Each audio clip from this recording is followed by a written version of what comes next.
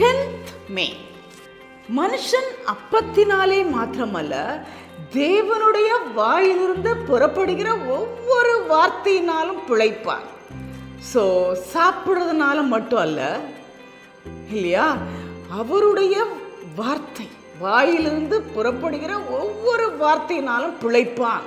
So every day நம்ம பிழைச்சி இருக்கணும், எனர்ஜெட்டிக்காக இருக்கணும்.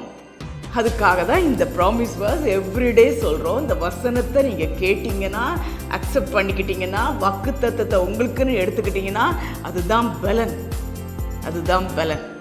இந்த உலகத்தில் எவ்ரிடே நம்ம பிழைச்சி இருக்கணும்னா அந்த வசனத்தை கேட்கணும், அதன்படி நடக்கணும், அந்த வாக்குத்தத்தத்தை அக்செப்ட் பண்ணிக்கணும். அது உங்களுக்கு ஜீவனை கொடுக்கும். Okay, happy birthday, happy wedding anniversary.